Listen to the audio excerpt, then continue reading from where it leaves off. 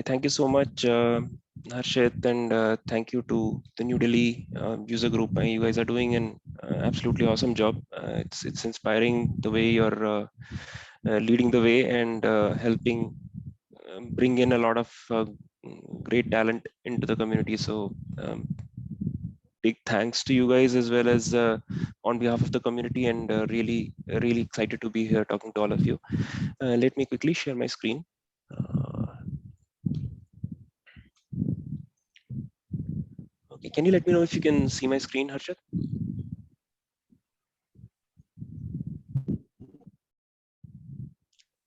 Or can anyone confirm they can see? Yes, sir. Yeah, Prashant, I can see the Okay, screen. perfect. It's Thank you. loading, sir. Uh, oh, okay.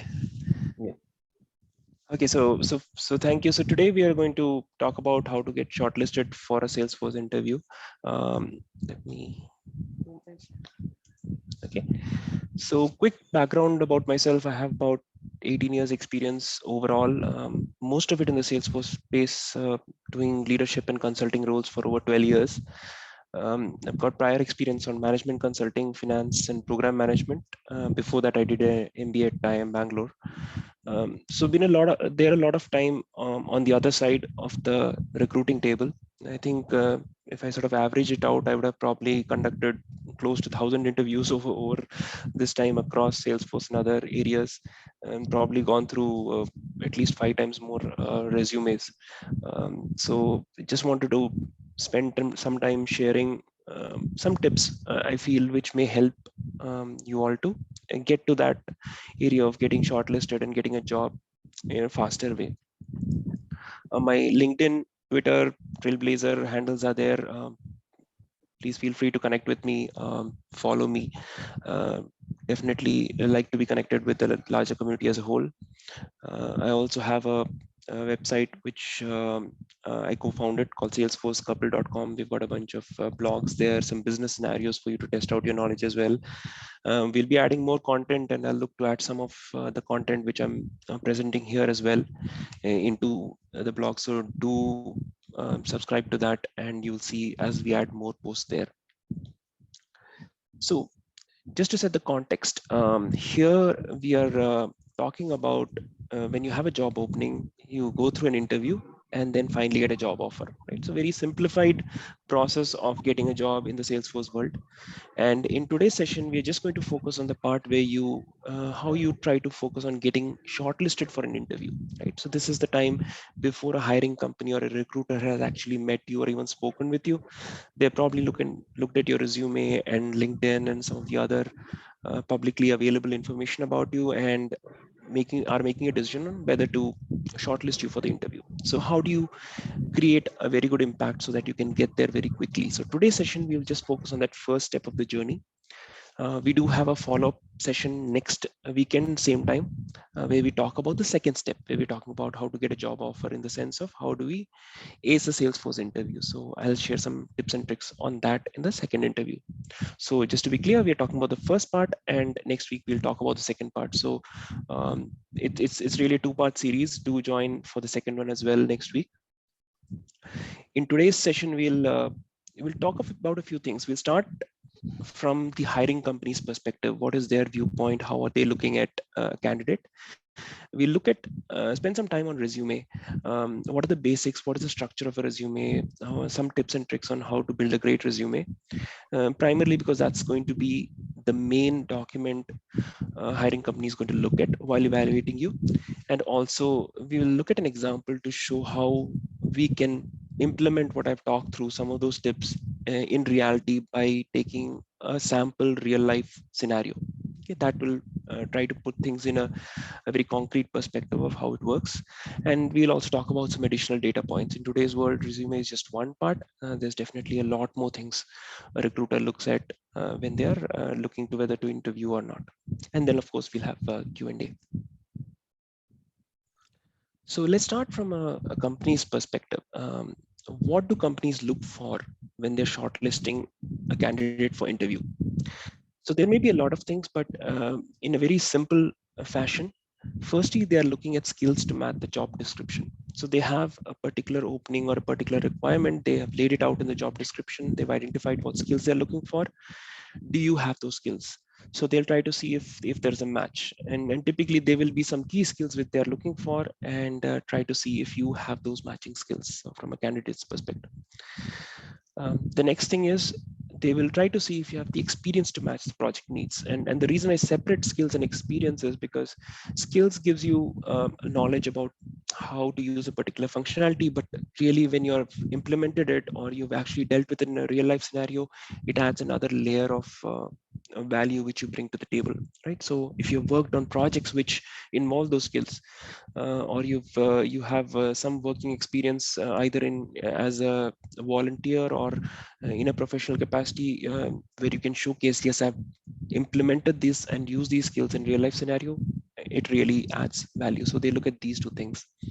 And finally, when they summarize that, what they're trying to decide is, okay, is it worth investing time in talking to this candidate, right? So when you shortlist someone for an interview, what the company is saying, okay, let's spend some time talking to this person, and typically it'll be a half an hour, 45 minute interview, and maybe multiple rounds. So really, in reality, we're thinking about maybe 1.5 to 2 hours of investment from the company. So they're really thinking, okay, do I think this person is going to make the cut? If they feel it's not, they're not going to talk to you, right? So how do you maximize your chances for them to think, yes, they should talk to me, right? So that's, and the reason I start with this is, always when we are approaching or looking for a job, at every step we should think from the hiring company's perspective and how you can bring value. Now in this process, it's important to know how long they take to decide whether to shortlist a candidate. I'm sure there are many statistics around this. I try to summarize this from what I've seen. So when you get a resume in hand and you go through it, how long do you think it'll take to shortlist a candidate? In my experience, the first impression is done within the first minute. So even if you have a long resume and you're going through it, within the first minute, you say, okay, this person seems to be good, or I don't think this person is going to make the cut. It happens very quickly. Next step happens when they're almost certain, when you're looking at it and you're looking at some more checks and balances. Okay, does this person have the certification? How many years experience? What sort of projects? Less than 3 minutes, quickly scanning the resume, you can be fairly certain that yes, we made the decision about whether this person is going to make the cut or not. And typically, interviewing or not interviewing decision happens within less than 7 minutes. And this I'm saying just purely based on my experience. And the reason I highlight this is very important. When I've seen most cases, when you're looking at the first impression and then going to the next steps, during the next steps, you're generally trying to justify what your first impression is. So if your first impression is, okay, this person's good, then you're subconsciously looking for, okay, what are the other things, other reasons I should find for interviewing this person. In the other scenario, if I feel that this person's not good, I'll start looking for points which to reject the person. And this is obviously not a scientific or a very correct process, but this is how human beings operate. This is how you're trying to sort of prove to yourself that you're right. So from a hiring perspective, this is how the process happens subconsciously. And from a candidate's point, it's important to understand this, because what that means is it's really the first impression where you have to make the cut, right? How do you create a great first impression on your resume itself? So that's key. Now, let's look at what all companies look for, right? So the main thing is your resume. I know in today's world, there are many other things, but we'll focus a lot on that.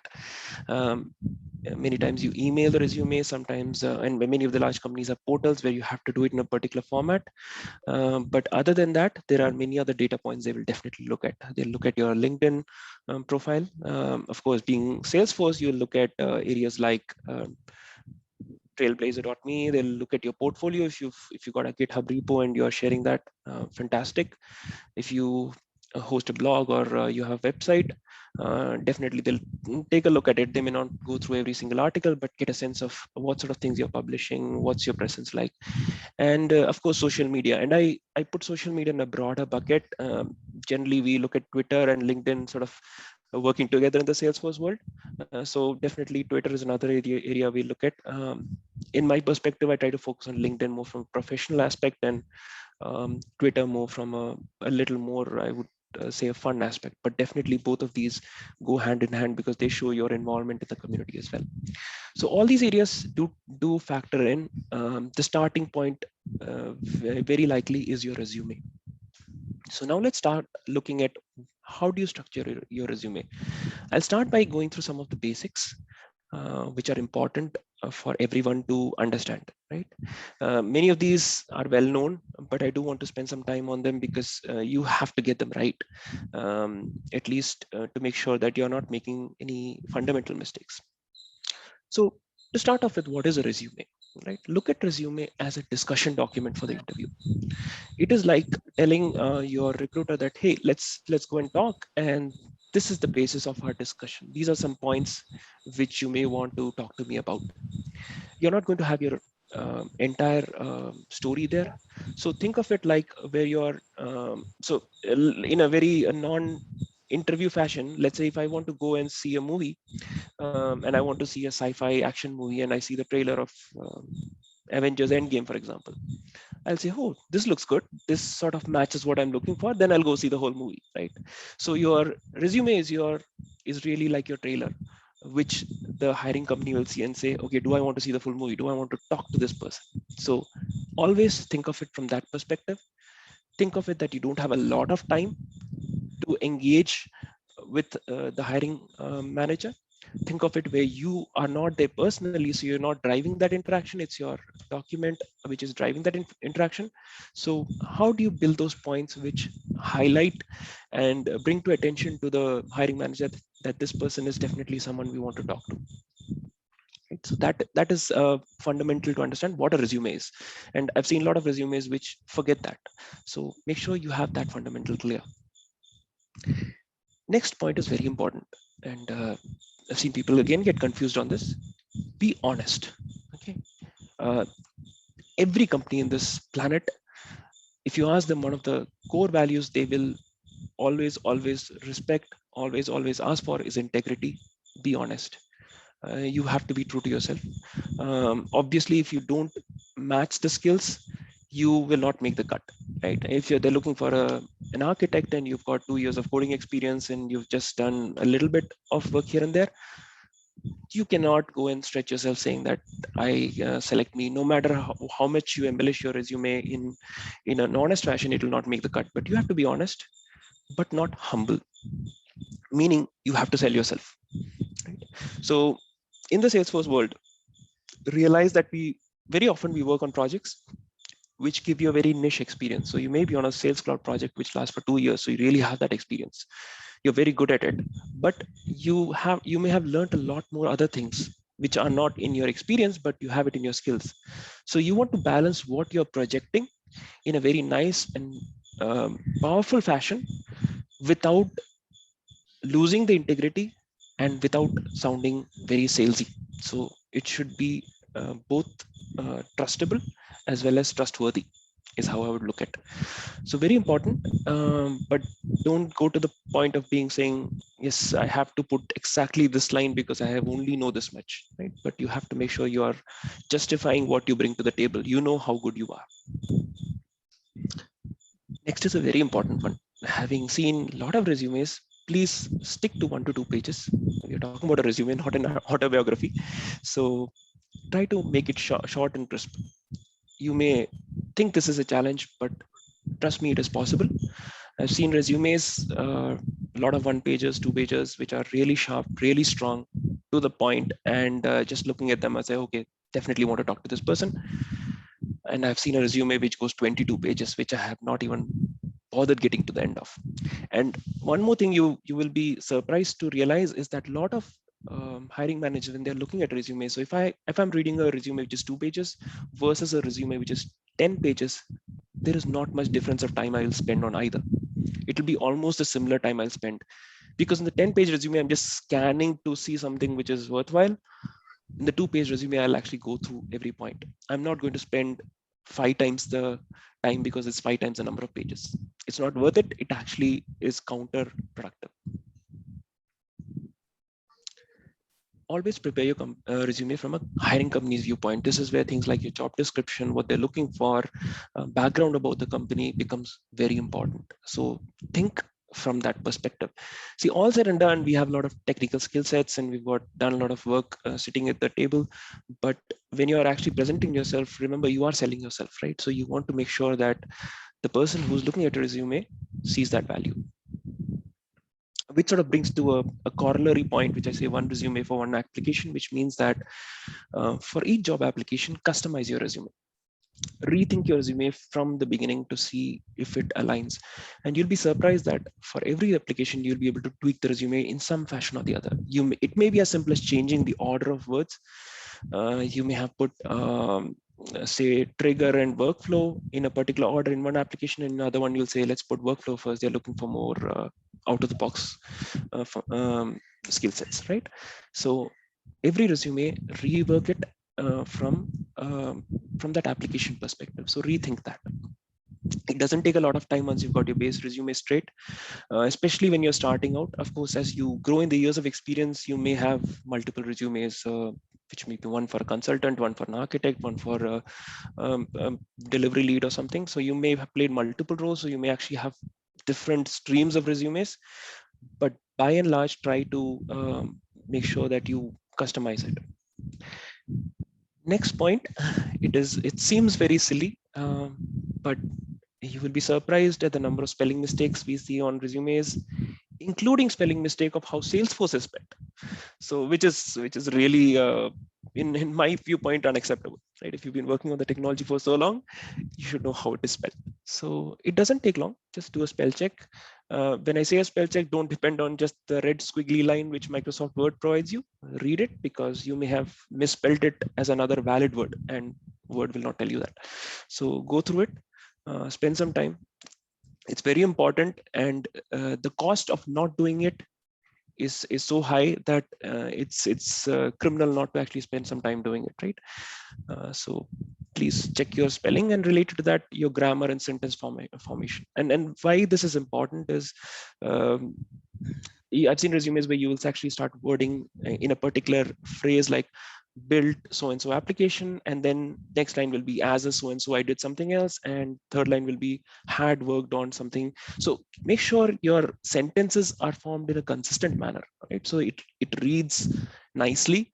The reader doesn't have to spend time to think when they're processing the information. And of course, you have to be grammatically correct, which is a given. You don't have to use large complex words. You don't have to use fancy words. Coming from an MBA background, trust me, MBA is not what you're looking for in your resume. You just have to be clear, to the point, and make sure you're matching what the job description says. Next is formatting. All these seem to be very, in a sense, beautification things, but they're very important for multiple reasons. Formatting is actually very important because you want to keep it simple. And this is a professional document, so make sure it's professional. Don't put too much of fancy stuff. I know there is definitely a world out there where you have online resumes, you can go creative. This is definitely a differentiator. Nothing against it, but by and large, a lot of the hiring companies still look for your standard resumes. So make sure you have it in a nice, simple format. In fact, in a number of countries and number of organizations, if you try to put a resume to the system which has a lot of rich text, a lot of images, and things like that, those will get cut out. So many of them ask for a very simple without any images and so on. So keep your formatting simple, keep it easy to read. There's no golden rule for this, but I think the main thing is, if you just look at it, if you take a printout and keep it on your table, does it look something like, okay, let's read this, right? So make a judgment there. And the final thing, make sure your file name has like your full name. You can hyphen it to the resume, you can hyphen it to the role. It's even okay to put a month, year, date stamp, but make sure you've labeled it in a professional format. Try to use full names, and it's first names only, don't look very professional. And definitely put something like resume, and if possible the role. At least for yourself internally, it's good if you maintain a version control, so you know, because ideally, as you're going through your career, every few months you can update your resume with actual significant changes, even if you're working on the same project. So make sure you have it correctly dated and you're using your latest resume. But when you're sending to a company, make sure it's worded nicely. Typically, file type of PDF is sort of standard across the board. That's what I would recommend as well. So these are some of the basics, and remember, you're trying to differentiate yourself, right? So read the resume as a whole finally to make sure that, hey, does this look overall interesting, and you'll be able to make a good decision as you progress and as you look at it. You don't have to think too much, but you just have to put yourselves a little bit from a hiring company's perspective. So these are some of the basics you don't want to get wrong. Now let's get to the structure of a resume, right? What all is included. Um, Again, a lot of different schools of thought. You'll see a lot of templates if you just Google, and you can pick up whatever suits you. Again, I just put in based on my experience, and this is at least some basic must-haves you should include. You have your personal information, you have a summary of what you bring to the table, include your skills, and of course certifications from a Salesforce perspective.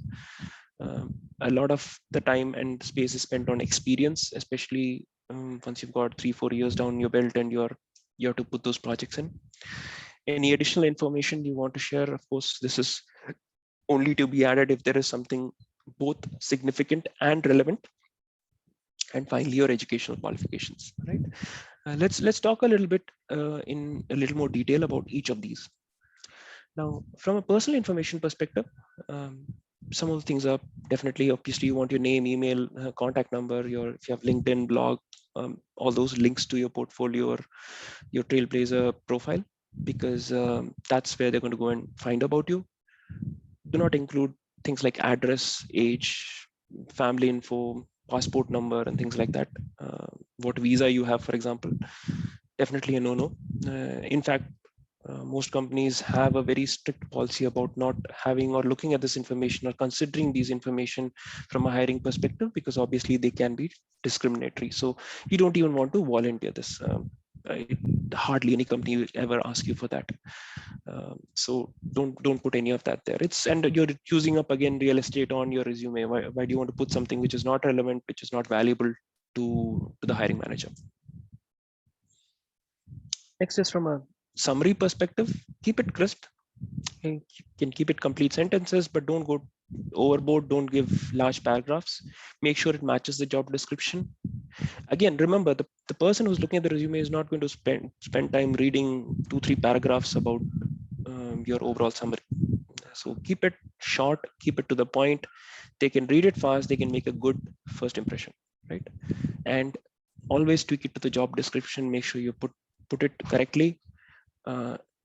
One good way you can approach this is first start out by writing a summary, what you want to tell, everything you want to tell about yourself. Like if they want to give, now you may end up with 2-3 paragraphs, you may end up with a lot of information, and then start crossing out what you don't want, what you think is less important, what may not be relevant for this particular job. Then you start rewording. How can I combine 2 sentences into one? How can I say in a particular way so that it covers 3 different points? Keep compressing it. Okay, so you may have seen in some of these forms where you're submitting, and especially in Salesforce world, where you have to say tell about yourself in 250 characters, and you're like, oh, 250 characters is too short. So start from maybe 250 words and then bring it down to 250 characters, right? So keep crunching out to the point you get it really to the most important essential. So that's one tip which you can use to get at the summary. It's very important you get this right, because you don't have a lot of space here, but this is one way you can work around to making good impression. Skills and certifications, of course, for a mid-level, you have a lot of areas of expertise you can talk about. You can say that you're very strong in, say, Sales Cloud or certain areas. For someone who's just out of college, or someone's just had very little experience, you can talk about these are the areas you know about, right? Because you may not have had the chance to get that experience. So it sort of varies, and it'll evolve as you grow in your career. Certifications, of course, you want to highlight what you have done, and make sure that it's good if you Make sure your certifications are verifiable on the Trailhead page. Typically, whenever someone says they're certified, I'll try to search for their name and see if it shows up. It's good to just verify. So make sure if you get it verified, it's just one way to validate, okay, this person's telling the truth. So that's just a tip. Experience is again the big part. How do you pick which projects you worked on? And as you start working, this becomes more. And there is an innate urge that let's put everything that I've done. Let me start documenting everything. Let me talk about every single project I've worked on, every single thing I've done, and every single nice piece of code I've written. Don't do that. There is an interview where you can talk a lot about it. This resume again is your discussion document. Go back to the basics. Stick to the key projects which are relevant for your particular job description, and focus on contribution. Focus on what you have done, what you brought to the table, and less about what the project is. As a hiring manager, I don't want to read 2 paragraphs on the details of the projects. I'm more interested in what you specifically did, a candidate specifically spent time on and brought to the table while working on the project. Okay? So think of those, and again, start making it very crisp and to the point. And of course, as every single point aligned to the job description.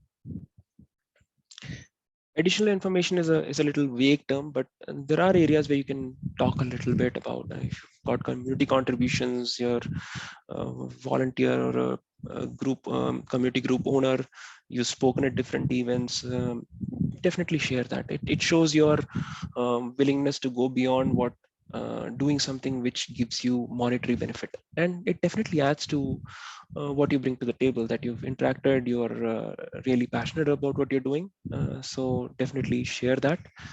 Uh, and I know this gets tough, especially for folks who don't have a lot of work experience and they've not had the time to do it, because there are a lot of student volunteers now. But if you have not done a lot of that, and if you're just starting out in your job search, you can put some significant achievements, right? So if you've got, but make sure it's significant. Don't put something like I spoke at an IEEE seminar and gave a presentation on so and so topic. It's fine. But if you have something like I have learned Carnatic music for 12 years and I've sang at this district level, won this prize at a district or national level, it's more valuable. And I'll tell you why that's more valuable. Because that the additional information you're talking about, which is not relevant to Salesforce, what I look for there is not what you've done. It's more about your personality, right? What sort of a person are you? So if you've done something for 12 years consistently and you've learned and you've put in your effort to it, it shows that, okay, there is something which you show passion about, and you've spent time and you've done something at a district or a national level. If you do something like a paper presentation, it's everybody does it, right? It doesn't tell me something about you as a person. Again, hobbies and all are very loose terms. I prefer to show if you've done something significant, if you've done something really where you've won a fairly large prize, or you've done something for an extended period, so that it gives me a glimpse into the sort of person you are. So again, tip for those who don't have a lot of work experience, and let's say you spend a lot of time in sports, use it here, right? So use it where you can actually showcase that particular value. But if you've done something in the community, or again, not specific on a job in Salesforce area, bring that to the table. Make sure that's heard in your resume. Don't talk a lot about it. Put some points. Those inevitably become discussion points for your interview, or at least they'll go and look at what you have done on the community online, and make an impression there. And final point is educational qualifications. Right? Again, talk about graduation and anything higher. Don't talk about 10th, even if you got well, unless if you become a national topper or something. But generally, try not to go that level detail. As a thumb rule, don't add references. When I see references, is okay, people who can vouch for you. For 2 reasons. One reason is, of course, you're using up space, and if the company wants references, they will ask you. Second, if I see a reference on a resume, I know the reference is going to definitely say good things about you, otherwise you wouldn't have put there. So automatically I take that with a pinch of salt, right? So you don't need to add it at all. And if there is a company or a job which is looking for references, they will specifically call that out in the job description. If they have called it out, definitely add, right? So read the job description carefully.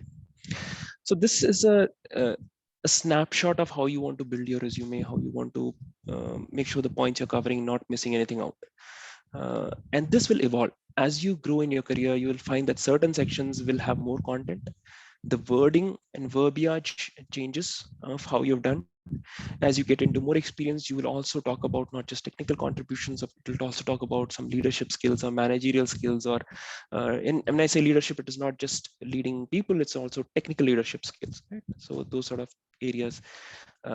As you take into even more senior roles, you will have a lot more quantified data that you brought in so much revenue or so much uh, numbers to the table. So the resume evolves as you grow in your career. Even though it may look like a simple piece of document, there's a lot of thought you can put to it. I definitely recommend a few days of investment, just spending time on it, because really you put in so much effort in doing the work. You want to make sure it's projected in a very powerful and correct manner, which reflects on what you bring to the table. So that's what a resume is about. Okay. So that's broadly what I wanted to cover about what you want to look from a resume. Now I want to take you through an exercise, because I know all these sound great, and if you Google, you will find a lot of similar things. I want to talk much more in the Salesforce context, but really to show how this works in reality, let me take you through an example. Right, I'll give you through a simple job description of a support administrator. It's a sample job description. They're looking for someone which has overall 3 years in the IT industry, 2+ years in Salesforce, 1 year in Salesforce platform with administration or support role.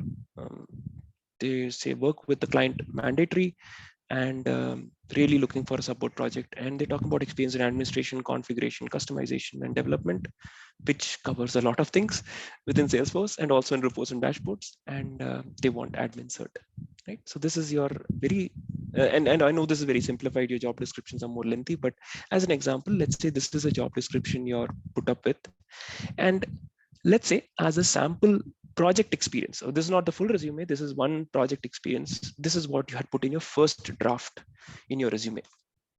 Okay, so let's say, let's say I'm the candidate. I worked for a company called Universal Containers, which everyone knows. And between July and December 2020, I worked on a Sales Cloud implementation project as a senior Salesforce administrator. So I put that in the initial point. Of course, I have my full resume. I'm just focusing on one project which tries to meet this job description. Okay. Now, the project details I've said, it involves setting up a new Salesforce.com instance for supporting the sales process of a company. The team consisted of one architect, 2 developers, and 2 administrators, and it involved implementing standard Sales Cloud functionality. There were about 800 sales reps, 40 sales managers, and 20 senior managers who use the application. So it gives a decent scope about what the project is. From my roles and responsibility, I set up the users, gave them the appropriate access. I configured fields, record types, page layouts based on user stories, built some automation using Process Builder based on the requirements. I conducted unit testing for the functionality which was configured. I supported post go live for any issues and helping resolve the same. Perfect. It on prima facie, this looks like good, right? I mean, I seem to meet a lot of the points which they're looking for in this project. Of course, we're not talking about the years of experience or the certification. Those are covered in other sections. But if you look at all the other points they have, I'm covering a lot of the points. But what would the hiring manager think, right? Now let's look at the same project experience from a hiring manager's perspective. Now, when I'm saying this, I would say that I've put everything that I know and I feel like I've met what you've asked for. There are a few assumptions I'm making. First assumption is the hiring manager is going to go and read through every single line. This is part of a project experience. You will have multiple projects like this. I will go through everything point by point and map it back to the job description. Doesn't happen. They will skim through it to understand what you have done and try to make quick decisions. So now let's put our hiring manager hat on and let's relook at a job description, right? So a few things they've very clearly highlighted. They want an administrator and support role. So we want to make sure that is called out, that you have worked in an administrator role or a support role. project is called out in our project experience, but does it stand out? They've looked for client, working with the client as a very mandatory requirement. Let's say, as in this particular project, I didn't work with, I worked with a couple of sales managers and also a product owner. So I did have interaction with the sales manager who was a business stakeholder, right? I also worked with the product owner who created the user stories. Looking for experiences in support project, highly preferred. Again, I've talked about support, but does it stand out? That is a question, right? Will the hiring manager immediately see it? Now, this is this is where you have to read the job description carefully. One thing to remember is job descriptions are not perfect. Okay, there is a tendency you will see that they'll try to throw everything in. You've got administration, configuration, customization, excuse me, and development. Typically, when you have 5-6 broad, excuse me.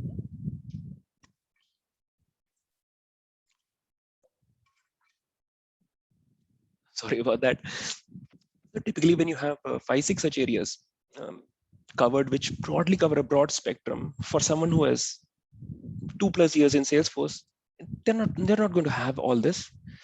So what they're looking for is the first few: administration, configuration, and you'll see that being repeated in other parts of the job description. Customization is, of course, sort of similar, only same thing. And they threw in development for, if you have that also, great.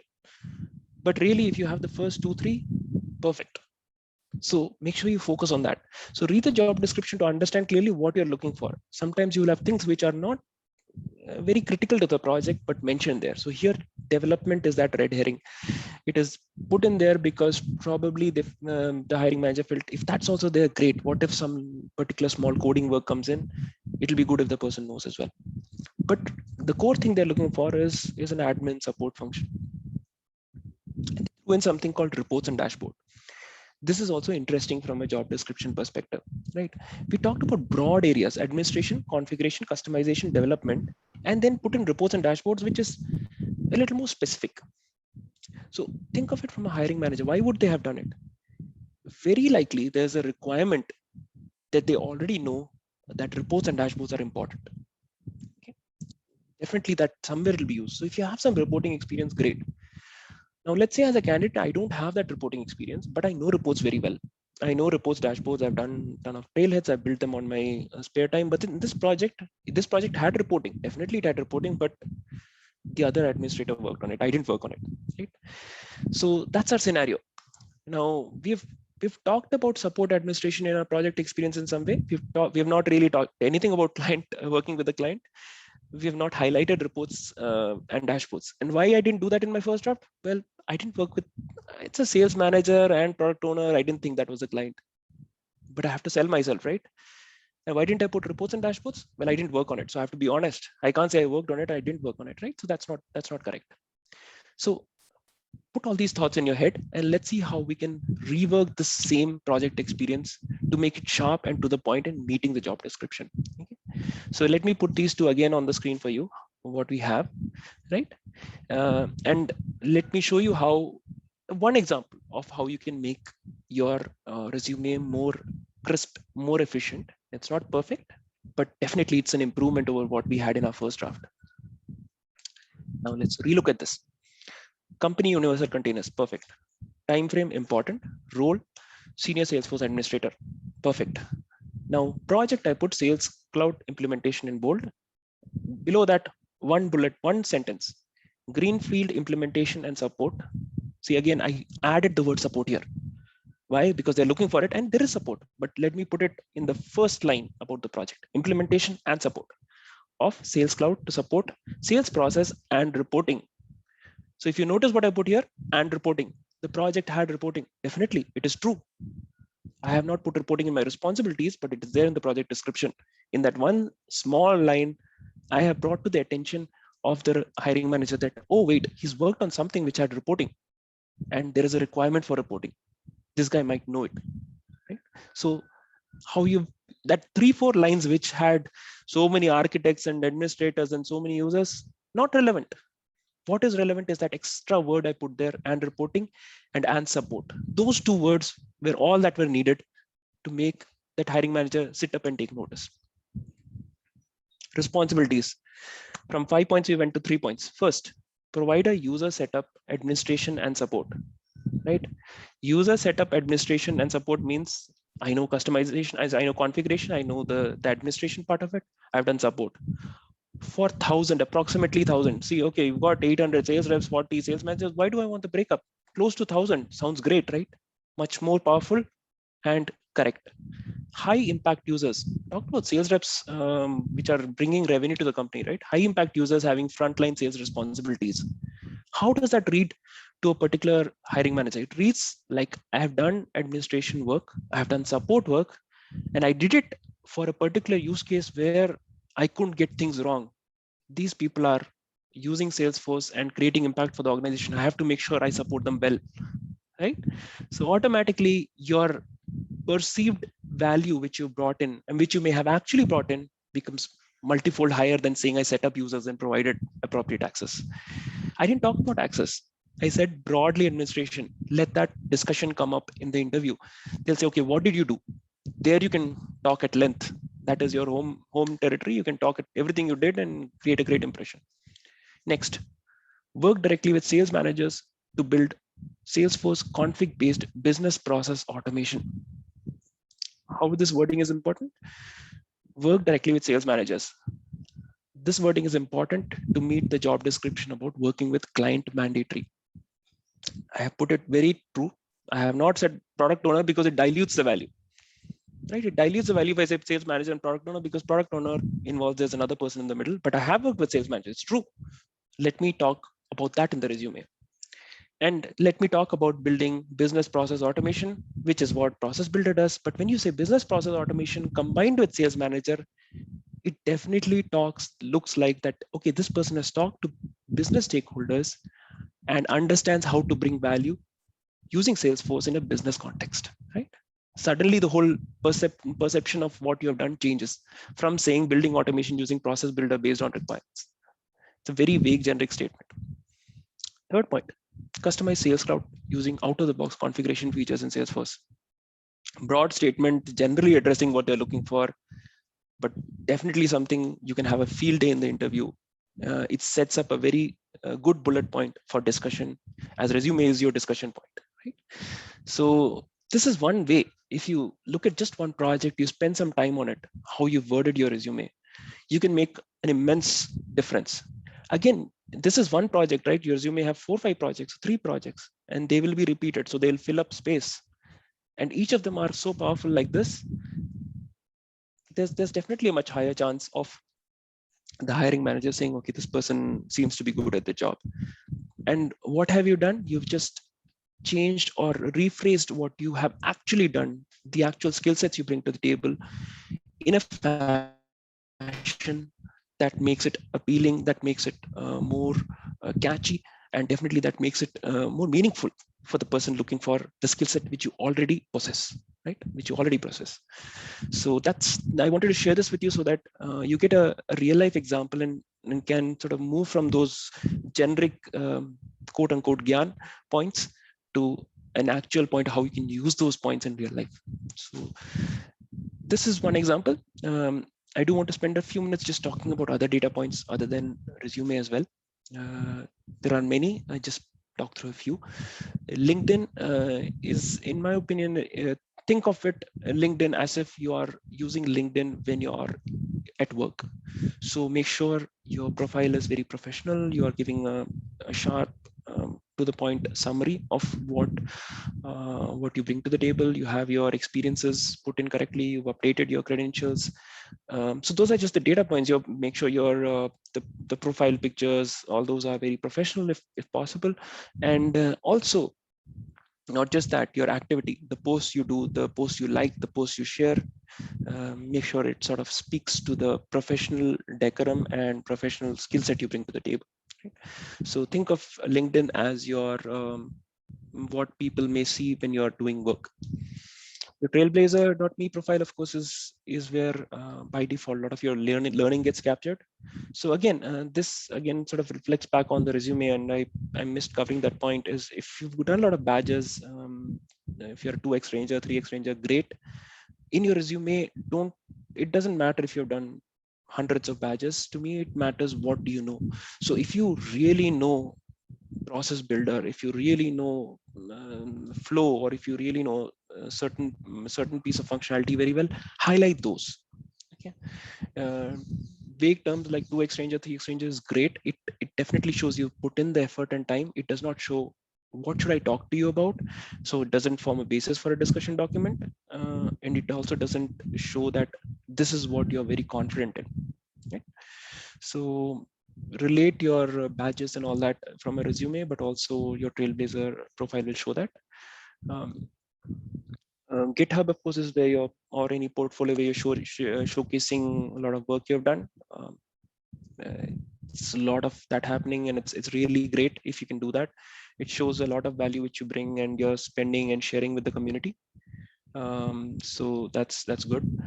From a website, blog, or Twitter perspective, I look at these two also as extensions of what you do, what you show, and what you bring to the table in the Salesforce community.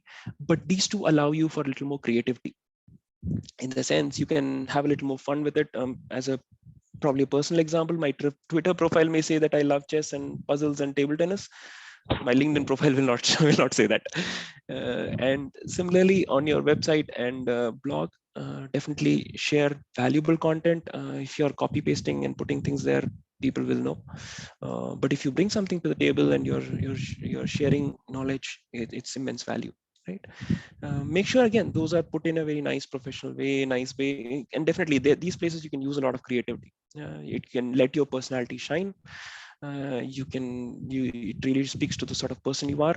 You can use the medium you want. You can have your YouTube channel, or you can do more text-based blogs, or you can do demos and things like that. So all these together, and since you will have references of all these in your resume, trust me, the hiring manager will look at those to make a decision. So with all that I said, these also do come into consideration.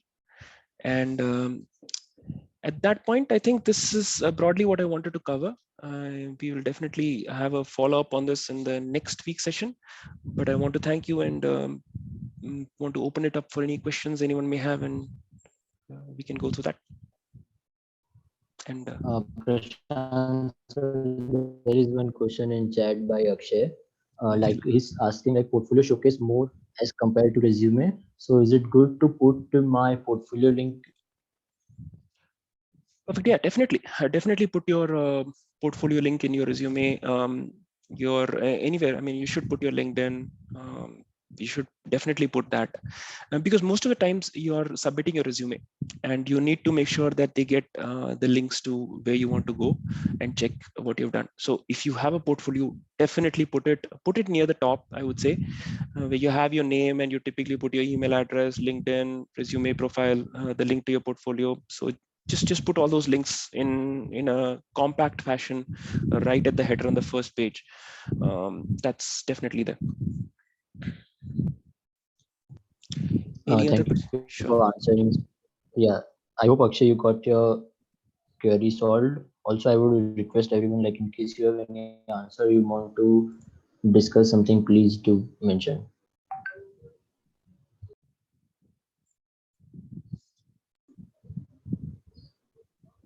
To address your query, Arun, like by Monday 8 p.m., the recording of this session will be uploaded on the YouTube channel of New Delhi Salesforce Developer Group. So you can definitely go and check there out.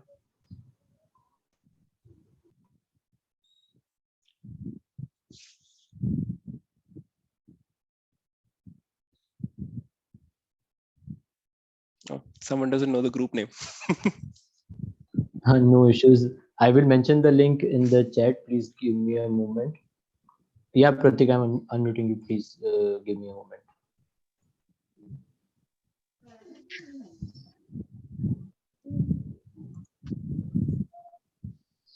I have given access to unmute. Pratik, can you please check it out? Yeah. Hi Arshit. Yeah, Hi okay. Prashant. Right. It's really a awesome session to know much about the resume and how to build it.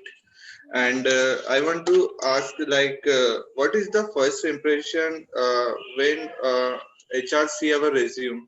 whether it is our skill set, yeah, whether it is our project description. What is this first impression? Did you say no? First impression less than 1 minute, they will going to know what the person about that person. So I want to know that. Yeah. Sure. So there are two parts of this answer, Pratik. So the reason is because companies work differently. Some companies have a sort of an almost an automated process where they'll filter on keyword searches. So they look for those keywords which match the job description to even do that filter. That is partially automated. But if someone is manually looking at the resume, right, there are a few things you look for. First is around the number of years of experience and the skill set. Right. So is this person a developer? Is this person have a few years of experience? Have they done that much work? If there's any specific mandatory requirements like certifications and so on, they look at that. And broadly, when it may not be specific that I'm looking for a particular line, but if you have a 2-3 page resume, if you just scroll through it and just read the high points, especially for seasoned hiring managers, they can pick up pretty quickly. Okay, this form of sort of a mental picture of the person. This is what the person knows. This is broadly what the person has done. So it's almost like sort of those speed reading books type thing. But just by scanning this, you'll notice, you will go through some of the key points, the data points, and then you'll scan through the experience to see what sort of project, what was the role, and what have you done in that. It doesn't take long. It doesn't take long to form that first impression. Even if you, it's really, I mean, when I gave that trailer example of a movie, it is really like that. In the first couple of minutes, you just scan through it and you get an idea, and then you sort of go through it in a little more detail and see, okay, what all does this have in a very specific manner. So with all that in mind, how it's pertinent to what you're asking, and for candidates is, make sure that every part of your resume speaks to the job description. Every part, see if you can align it with that.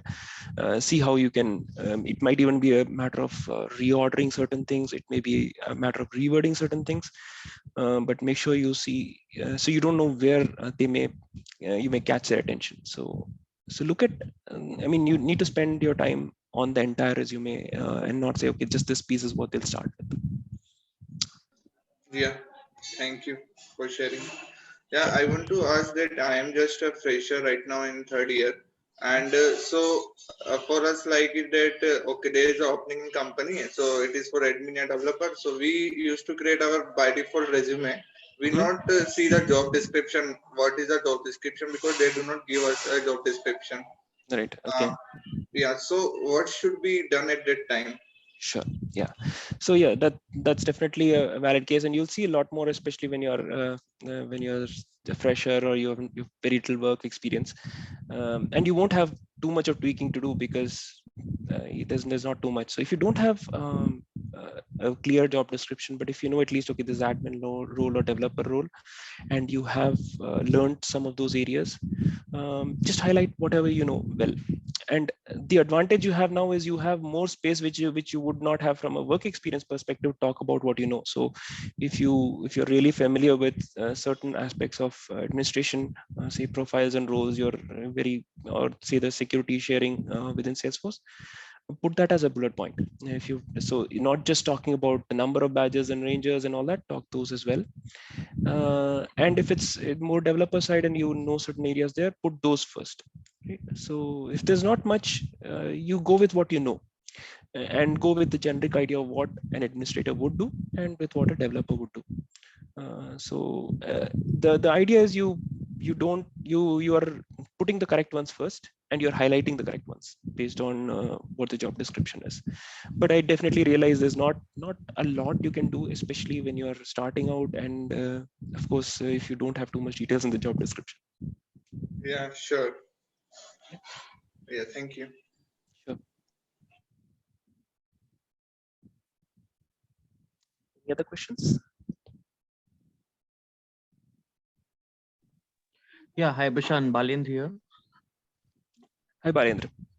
Yeah, Prashant, my question is not related to today's topic. Actually, my question is that I have completed my Salesforce admin course, and I am comfortable in that. And in my company also, I am little working in that. But currently I'm looking for a new job, but only with the admin I am not able to find out any good job. So what I need to do with that? I am not much comfortable in developer side. Mhm. So, yeah, of course, developers, there's a definitely a larger market, but you do have more roles on admin side, which do come in. So you have to just keep looking out. I don't think there's going to be zero, but definitely what happens nowadays is at least some level of development skill set is asked for. But what I would think is if you've chosen to be primarily on the admin side, also think where you are looking to grow, right? So how many years experience you have, Balendra? Total I have 9-year experience. Okay, perfect, right? So what you bring to the table is not just your admin knowledge, right? So if you've worked on projects, you may bring in where you've basically from a team interaction or team leading perspective, or interacting with sort of business stakeholders or senior managers and all, right? So you want to tailor your resume where you are sort of putting that brand around yourself, where you have not just the admin skill set, but really to be able to manage and deal with any of these scenarios, right? So how do you showcase that experience? So that's one. And then secondly, if it sort of, you have to see where you want to move in sort of a next step. Is it also on little more on the consulting side, where you are doing a little more working with business stakeholders and so on? So and highlight those skill sets, whatever you have. From a job perspective, obviously there is lesser of a market, but you sort of have to keep looking, unfortunately. But look at, don't sell yourself just from an admin angle, especially with 9 years of experience. There's definitely a lot more you can showcase, which you've learned over the years, even if it is not Salesforce, but it sort of translates to a skill set which you can apply as an admin or a person in Salesforce.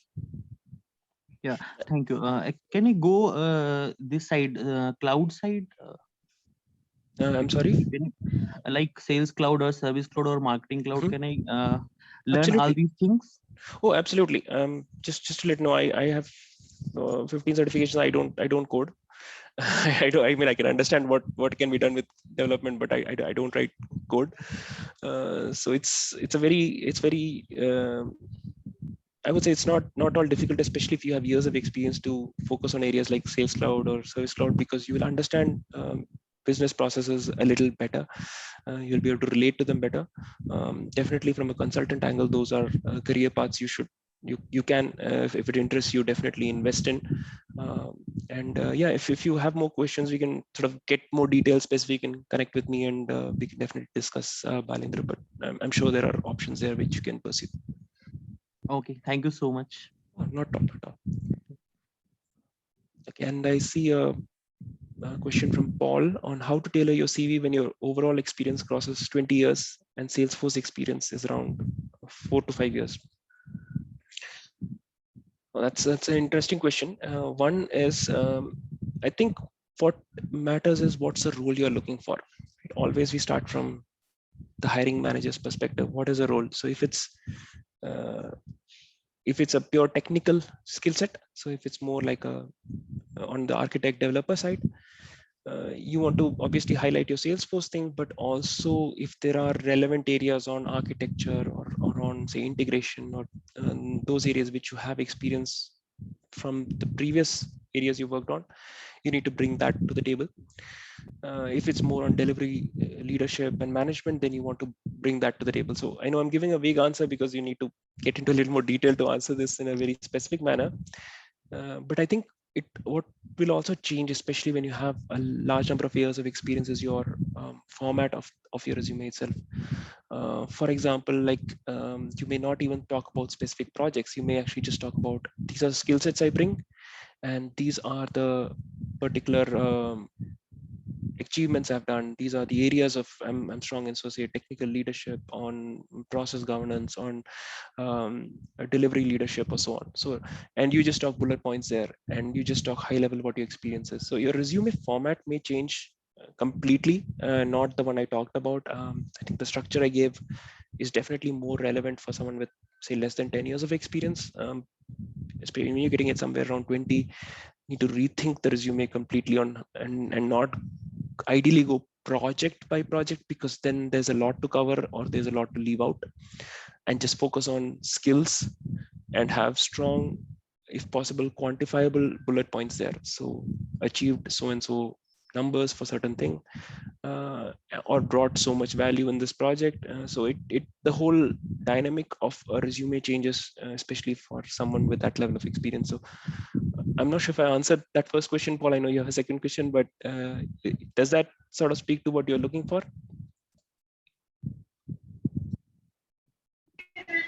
Yeah, yes, Prashant, thank you. Okay, sure. And yes, your next question, definitely DevOps is getting a lot of traction. There's a lot of things happening, especially both Salesforce and its partner ecosystem. So be it Flowsum and Copado and things like that. So there's a lot of both tool-wise development and process-wise focus happening there. So and a lot of companies are investing in gaining knowledge and skill set there. So definitely something which is coming up, and with a lot of large scale projects happening, a lot of interdependencies and things like that. It's definitely going to be there, and in my opinion, definitely going to stay and increase in the next few years.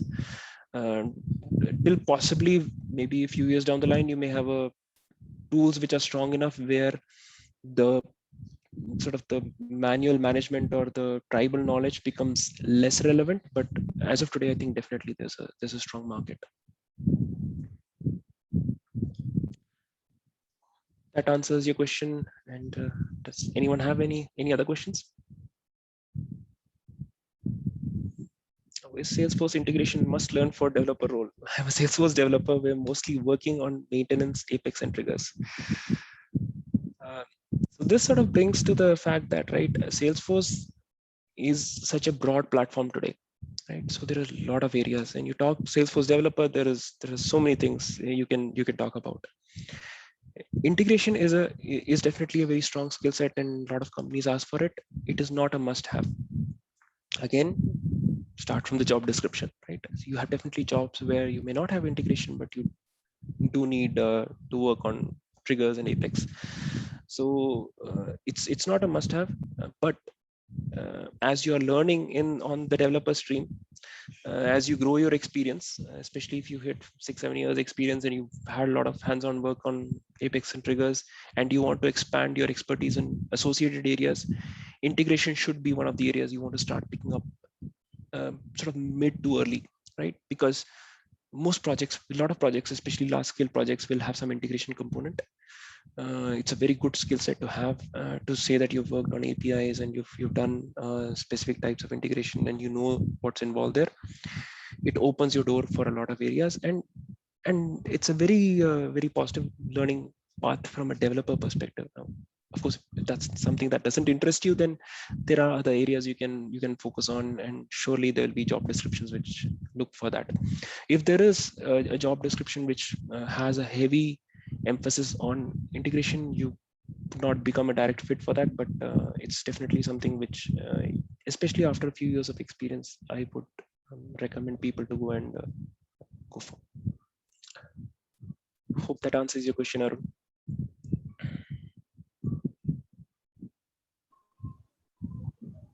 How is the current job market? Oh, it's current job market is interesting. I think that is the best way to describe it.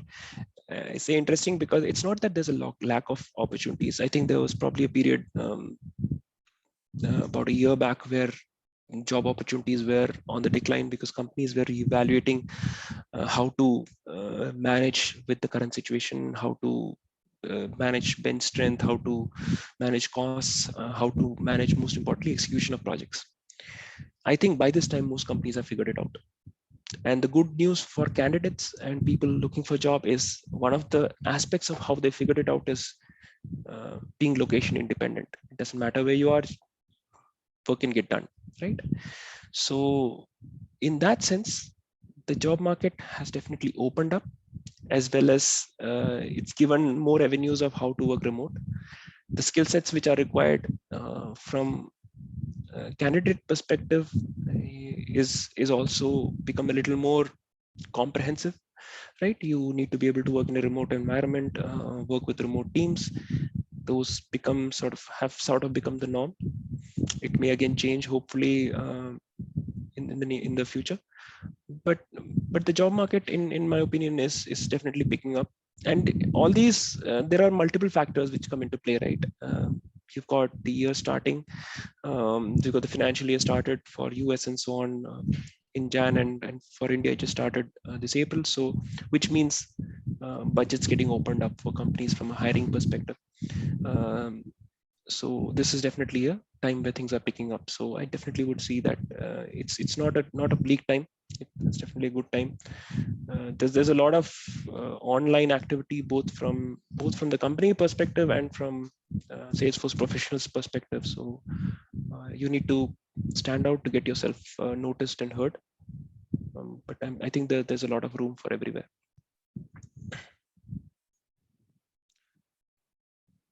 And except doing coding development, what other areas can we go around? Brilliant. I know now we are going into a broader scope of the discussion, but yeah, just to answer your question, coding development is one stream. And I think in one of the previous sessions, if you look at how to build your career in the Salesforce ecosystem, definitely go to the recording, to the first and second sessions. In second session, I think Shibu Abraham covered some of these areas on different streams of work where you can build your career in Salesforce. He's covered that really nicely. So Rohit, if you don't mind, I would recommend, it's just for the lack of repeating something which has been done very well, you can go through that recording. It talks about different streams from the development perspective, from an analyst consultant perspective, from a tester perspective, and so on. So you've got a few career paths outlined. It should be, the recording would be in the same YouTube channel, and look for the second session on your building your career in the ecosystem, where Shibu Abraham was doing the presentation, right? And I think Harshit has shared the link, so perfect. And Vishal, from being a testing professional, how can one grow or move with Salesforce? Great. Again, you can refer to the same recording, but just to summarize, there's definitely a lot of opportunity and work happening around testing from multiple facets. One, testing has taken a broader scope of just not just manual, you've got automated testing and development skills around that. This, from a career perspective, there's definitely a test lead, test manager path you can go and focus on skills, Salesforce area. There are definitely some tools which are available where you can grow your expertise and again cater to some of the job market there. And there's also a lot of focus happening on sort of test-driven development, where you have both the development and testing skill set, where developers are it sort of becomes one amalgam, but you do need development skills there. So that's sort of a summary to what you're looking for, Vishal. But yeah, I would also recommend you go through some of those recordings. There's a lot of good content.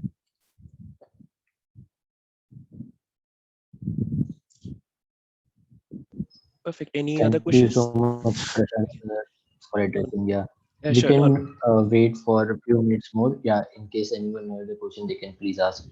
Meanwhile, I would like to update the participants, like for the next Saturday, same at 11 a.m. 1st of May, we are having another session by Prashant sir only, and it will be on how you can ace your interviews in Salesforce.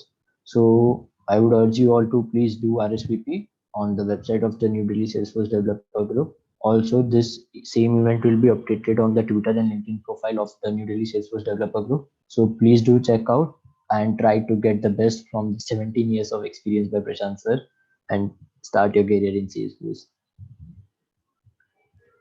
So in case anyone still have doubt, please do mention and feel free to unmute yourself.